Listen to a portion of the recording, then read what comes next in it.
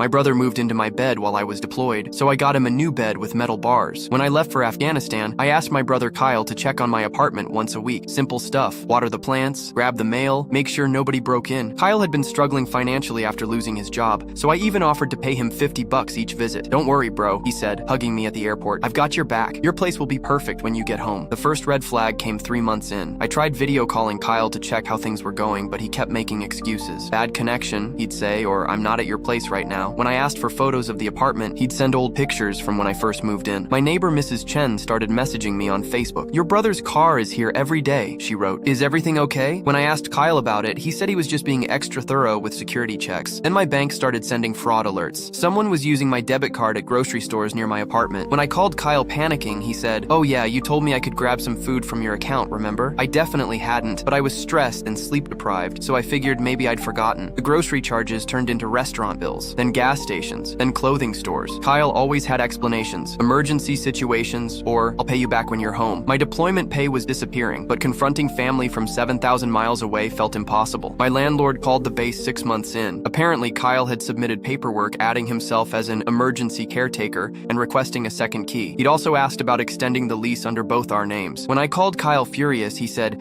"I'm just trying to help, man. What if something happens to your apartment while you're gone?" Mrs. Chen's messages got more frequent. Kyle's girlfriend was staying over. They were having loud parties. Package deliveries were piling up in Kyle's name. "It looks like he lives there now," she wrote. I started having panic attacks during missions. My own brother was stealing my life while I was risking mine for our country. 7 months in, I managed to get emergency leave and flew home without telling anyone. I wanted to surprise Kyle, maybe take him to dinner as a thank you for watching my place. I used my key to unlock my apartment door at 6 a.m. Kyle's girlfriend was cooking breakfast in my kitchen wearing my favorite college t-shirt. Kyle walked out of my bedroom in my bathrobe, saw me standing there with my duffel bag, and his face went white. "Oh hey," he said, after a long pause. "I've been staying here. Rent's expensive, you know?" My own brother had been living in my bed, using my Netflix, eating my food, and bringing dates over while I was getting shot at overseas. My coffee maker had his initials written on it in Sharpie. His toothbrush sat in my bathroom cup. My refrigerator was full of food I'd never bought. He'd changed my Wi-Fi password and told my neighbors he was house-sitting indefinitely. My own lease had his name added as a temporary guardian. Apparently, he'd forged my signature on some documents. I didn't explode, I didn't yell, I just smiled and said, "That's fine, but I'm back now." Kyle laughed and said, "Actually, I've got legal residency here now. You can crash on the couch if you want." His girlfriend nodded smugly from the kitchen. "Kyle's been taking really good care of this place." That's when I made the call. Turns out, identity theft and forging military documents is a federal crime. The FBI takes that stuff seriously, especially when it involves active duty personnel. Kyle's new bed has metal bars all right, and 3 roommates who don't appreciate document fraud. His girlfriend, she moved out the day the handcuffs went on.